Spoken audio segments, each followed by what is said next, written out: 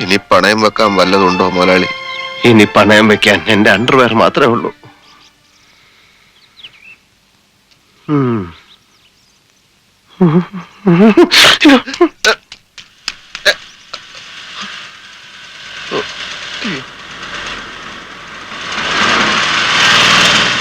അവൻ എവിടെടാ? ആ സേതു വിഷം വാങ്ങിക്കാൻ പോയി. വിഷം വാങ്ങിക്കാൻ? കുടിച്ച് ആത്മഹത്യ ചെയ്യാൻ. അപ്പൊ എന്റെ പണം? ജീവിച്ചിരുന്നാലല്ലേ കടം വീട്ടേണ്ട കാര്യമുള്ളൂ.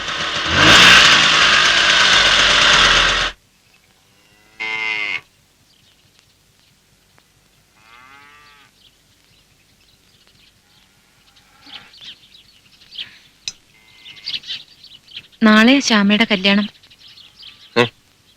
നാളെ ശ്യാമയുടെ കല്യാണം. നാളെ ഇനി എന്റെ പേര് പറഞ്ഞാലും ഏത് സുലോചന സേതോട്ടും ചോദിക്കും തോന്നുന്നു.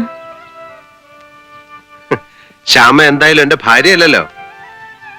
എന്റെ ഫ്രണ്ടിനെ മറക്കുന്ന ആൾ അധികം വൈകാതെ എന്നെ മറക്കും. ഓ സുലുവിന്റെ ഫ്രണ്ട് നമ്മുടെ ശ്യാമ. അത് ശരി, ഇപ്പൊ ഓർമ്മ വന്നു. നാളെയാണ് കല്യാണം അല്ലേ? തീർച്ചയായും നമ്മൾ കല്യാണത്തിന് പോകും. ശ്യാമയുടെ വീട്ടിൽ വെച്ചാണോ കല്യാണം? അത്ര ദൂരത്തൊന്നും പോണ്ട.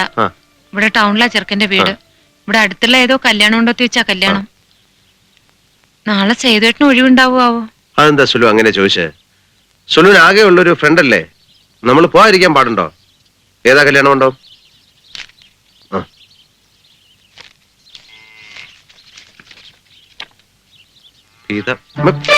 പീതാംബരക്കുറിപ്പിന്റെ മകൻ ശരവണൻ. എന്തേ? അല്ല, ഈ ക്ഷമയുടെ പയ്യൻ എടുത്താണല്ലേ? അറിയോ? പോവാം, പോണല്ലേ? പോവാം, പോവാം.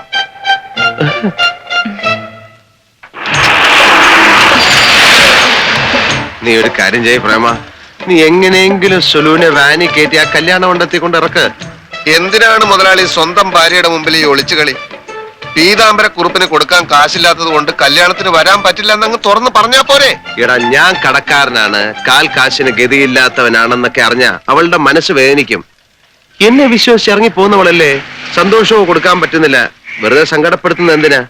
ഒന്നാമത് അവൾക്ക് ആകെ ഉള്ള ഒരു കൂട്ടുകാരിയുടെ കല്യാണമാണ്. ഇതിനെങ്ങാനും കൂടാൻ പറ്റിയില്ലെങ്കിൽ അവൾക്ക് എന്നോടുള്ള പക ഈ ജന്മം മുഴുവൻ ഉണ്ടായിരിക്കും. അതുകൊണ്ടാ പ്രേമ. ഈ കേസ് ഞാൻ ഏറ്റു. പക്ഷെ മുതലാളി ഒന്ന് മനസ്സിലാക്കണം, ഇനിയെങ്കിലും ഞാൻ നന്ദിയുള്ളവനാ.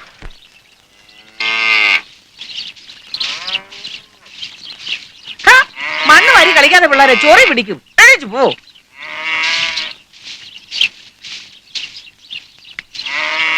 അയ്യോ, കുഞ്ഞിതുവരെ പോയില്ലയോ? ആള് വലിയ മറവിക്കാരനാ. ഇല്ല, എന്തായാലും വരാതിരിക്കില്ല.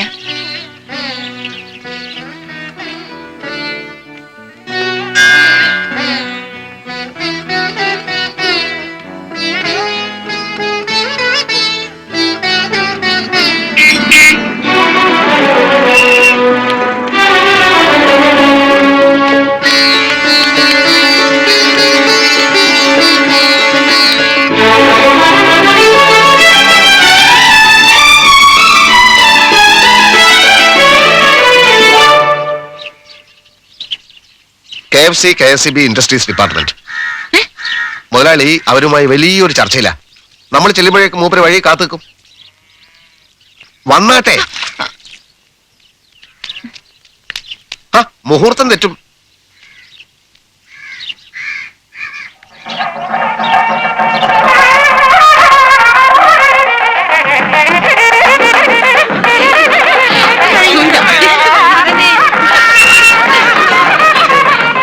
സ്ഥലമെത്തി. സേതുവേട്ടൻ അത് കാത്തു നിൽക്കാമെന്ന് പറഞ്ഞ സ്ഥലത്തൊക്കെ ഞാൻ നോക്കിയതാ. ഏതായാലും വന്ന കാര്യം നടക്കട്ടെ. മുതലാളി എത്തിക്കോളും. അങ്ങനെ ഇപ്പൊ എത്തണ്ട, വണ്ടി തിരിച്ചു വിട്ടെ. അപ്പോ പ്രിയപ്പെട്ട കൂട്ടുകാരിയുടെ കല്യാണം വണ്ടി വിടാനാ പറഞ്ഞത്. അല്ലിത് ആരാ? സുലോചനെ, എന്താ ഇവിടെ ഇരിക്കണേ? വാ വാ വാ. എന്നെ മനസ്സിലായില്ലേ? ശ്യാമയുടെ കുഞ്ഞമ്മയുടെ ഭർത്താവിന്റെ സിസ്റ്റർ ശ്രീലത. ഓ, ഓർമ്മയുണ്ട്. വിവരങ്ങളൊക്കെ ശ്യാമ പറഞ്ഞിരുന്നു. ഒളിച്ചോടിയതും രജിസ്റ്റർ ചെയ്തതും എല്ലാം. വാ വാ വാ വാ. വരണം വരണം വരണം.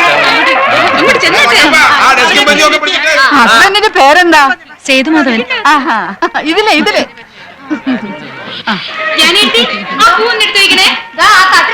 ചേച്ചി സുലോചന അറിയല്ലേ? മേളെ പടത്തിലെ ശ്യാമയുടെ ഫ്രണ്ട്. ആഹാ, ഒളിച്ചോടിയ ഇത് സുലോചനയുടെ ഭർത്താവ്, തട്ടിക്കൊണ്ടുപോയ വീരൻ. ഞാൻ ശ്യാമ അകത്തുണ്ട്. എല്ലാരും അകത്തോട്ട് കയറി ഇരിക്കുന്നേ. വേണ്ട, നിന്റെ ഒളിച്ചോട്ടക്കാരി ഫ്രണ്ട് ഭർത്താവും. ഇങ്ങനെ വല്ലതും പോരായിരുന്നു നിനക്ക്? ഈ പാട് വല്ലതും ഉണ്ടായിരുന്നോ? എവിടെ ആളെവിടെ? സുഖമില്ലാതെ കിടപ്പിലായിപ്പോയി. അതെ, ഭയങ്കര വയറിളക്കം. ആര് പറഞ്ഞു? വെറും വേദനയുള്ളൂ. ഇതാരാ? ഇത് ഞാൻ ഭർത്താവ് അല്ല, ഭർത്താവിന്റെ ഫ്രണ്ട്. പുറത്തു നിന്നോളൂ, ഞാൻ വന്നേക്കാം. അത് കറക്റ്റ്. നീ എന്നോട് ക്ഷമിക്കണം ശ്യാമേ, എനിക്ക് ഉടനെ പോണം. സേതുവേട്ടന് ഭക്ഷണവും മരുന്നൊന്നും എടുത്തു കൊടുക്കാൻ ആരുമില്ല അവിടെ. നീ എന്തായി പറയുന്നത്? എന്റെ കല്യാണത്തിന് സോറി വന്നിട്ട് ശ്യാമേ, പ്ലീസ്. അങ്ങനത്തെ ഒരു സിറ്റുവേഷൻ ആയിപ്പോയി. ഈ ഒരു അവസ്ഥ ഞാനെന്ത് പറയാനാ? നിന്റെ ഇഷ്ടം. പോട്ടെ.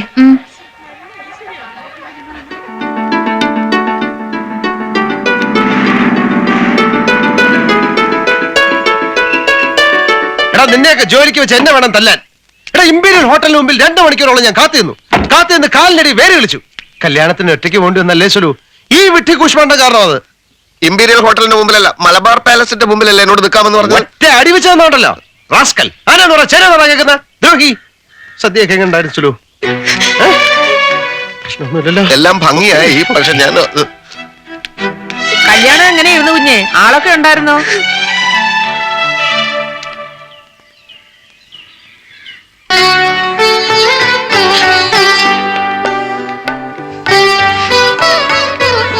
ആശയവിനിമയത്തിൽ വന്നുപെട്ട ഒരു തകരാറാണ്. എന്നെ സേതുവേട്ടന്റെ ഭാര്യയായി മറ്റുള്ളവരുടെ മുമ്പിൽ കാണിക്കാൻ കുറച്ചിലായിട്ട് തോന്നുന്നുണ്ടാവൂല്ലേ? എനിക്കൊരു തെറ്റ് പറ്റിപ്പോയി. അതുകൊണ്ട് നീ ഇഷ്ടമുള്ളതൊക്കെ പറഞ്ഞോ, ഞാൻ കേൾക്കാം. കാര്യത്തിന്റെ ഗൗരവം എനിക്ക് അറിയാൻ പാടില്ല എന്നിട്ടാണോ സുലു? വിവാഹത്തിന് ശേഷം ഒരു ചടങ്ങിന് ഭർത്താവില്ലാതെ പോകേണ്ടി വരുന്നത് ഏത് പെണ്ണിനും വിഷമുണ്ടാക്കുന്ന കാര്യമാണ്. ഭർത്താവ് ഉണ്ടായിരുന്നല്ലോ, എല്ലാരും പരിചയപ്പെടും ചെയ്തു. തൽക്കാലത്തേക്ക് നിങ്ങൾ എനിക്ക് അറേഞ്ച് ചെയ്തു തന്ന ഭർത്താവ് നിങ്ങളുടെ പണിക്കാരൻ. സുലു, എന്റെ ഭർത്താവ് എന്നും പറഞ്ഞ് ഓരോരുത്തർ ആ കരിമന്തിയോട് കിന്നാരം ചോദിക്കുന്ന കേട്ടപ്പോ എന്റെ തൊലി പൊളിഞ്ഞു പോയി. മതിയായി. ഇങ്ങനെയൊക്കെ ആയിരുന്നെങ്കിൽ എന്നെ കല്യാണം കഴിക്കാൻ സേതുവേട്ടനോട് ഞാൻ ഒരിക്കലും കെഞ്ചില്ലായിരുന്നു. നമുക്ക് അവരുടെ വീട്ടിൽ പോവാം. അല്ലെങ്കിൽ വേണ്ട, ഇങ്ങോട്ട് വിളിച്ചൊരു പാർട്ടി കൊടുക്കാം. ഒന്നും വേണ്ട, ഞാനല്ലേ നാണം കെട്ടത്. ഒക്കെ എന്റെ വിധിയാണെന്ന് കരുതിക്കോളാം. സുലു, ഞാൻ പറയും. എന്താ കുഞ്ഞെ നിങ്ങൾ തമ്മിൽ പ്രശ്നം? ഒന്നുമില്ല.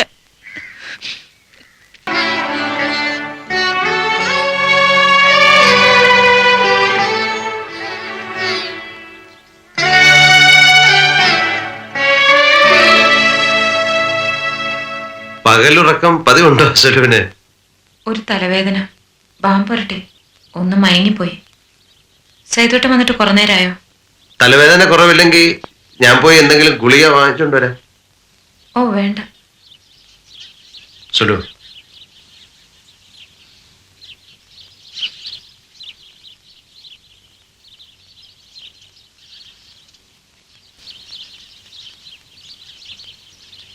എനിക്ക് അതിപ്പോ എനിക്ക് അടുക്കളയിൽ കുറച്ച് ജോലി ഉണ്ടായിരുന്നു. ഒരു പ്രധാന കാര്യം.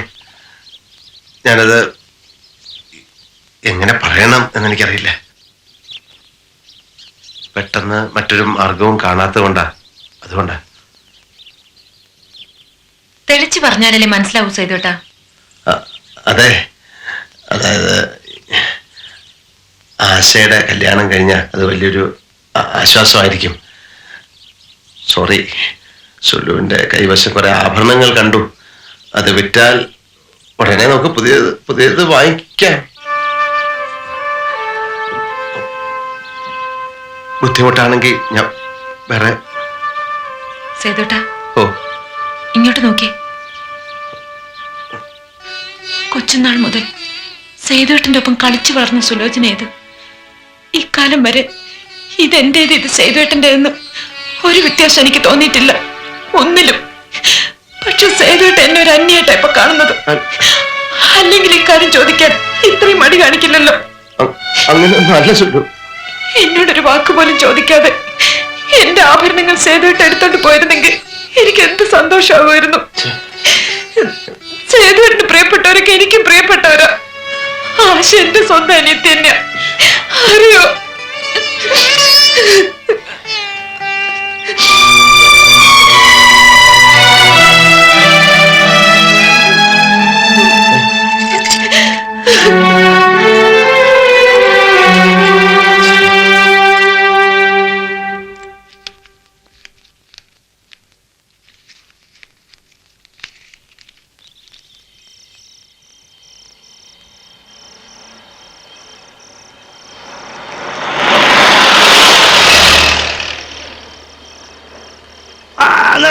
നിർത്ത്. പീതാംബരൻ ചേട്ടനെ ഓർമ്മയുണ്ടോ മോനെ? ചേട്ടനിപ്പോ എന്താ ഈ വഴിക്ക് ഇവിടെ ഈ സമയത്ത്? പകല് നീ മുങ്ങിയിട്ട് രാത്രിയിലെ നീ പൊങ്ങൂന്ന് ഞാൻ അറിഞ്ഞു. പൊങ്ങുമ്പോ പിടിക്കാന്ന് കരുതി. ഇപ്പൊ പൊങ്ങി ഞാൻ പിടിച്ചു. മര്യാദയ്ക്ക് എന്റെ കാശിതാ. അയ്യോ ചേട്ടാ, കയ്യിലില്ലാഞ്ഞിട്ടല്ലേ? കയ്യിലില്ല, പോക്കറ്റിലുണ്ട്. സ്വർണ്ണക്കടയിൽ നീ കാശുമായി ഇറങ്ങി വരുന്നത് കണ്ടവരുണ്ട്. ഞാനോ? അല്ല, നിന്റെ അച്ഛൻ. അത് ഞാനൊരു അത്യാവശ്യത്തിനായിട്ട് എടാ, അത്യാവശ്യം എനിക്കുണ്ട്. പാപ്പി മര്യാദയ്ക്ക് തരില്ല, പിടിച്ചു വാങ്ങിക്കണം. ഞാൻ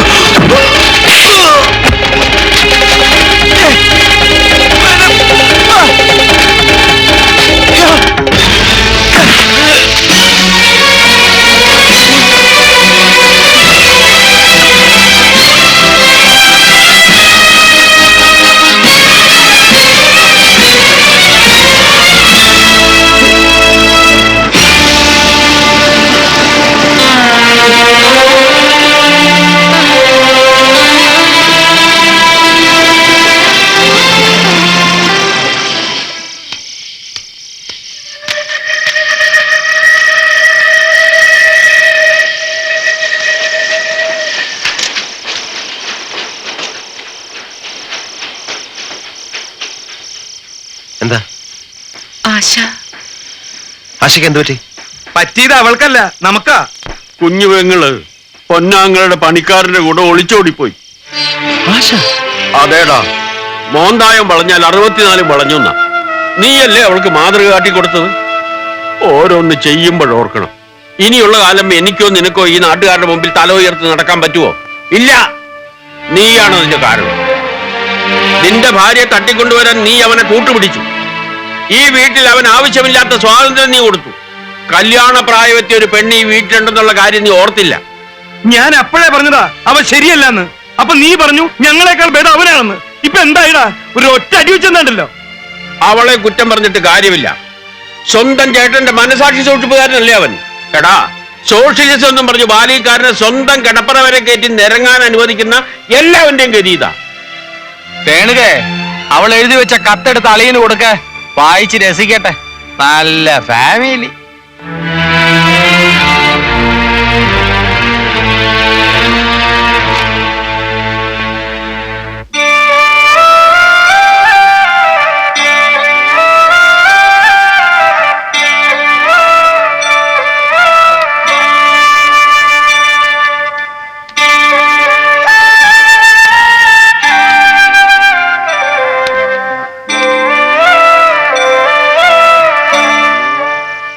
അച്ഛാ,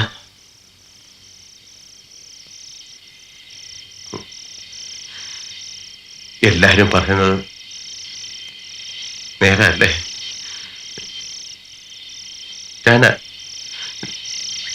ഞാൻ കാരണോ? അല്ല, ഇന്നതൊക്കെ അനുഭവിച്ച് ഞാൻ മരിക്കാൻ പാടുള്ളൂ എന്നുണ്ടാവും. എവിടെ പോയാലും എന്റെ മകൾ സുഖമായിട്ട് ജീവിച്ചാ മതിയായിരുന്നു. മോനിങ്ങി വാ.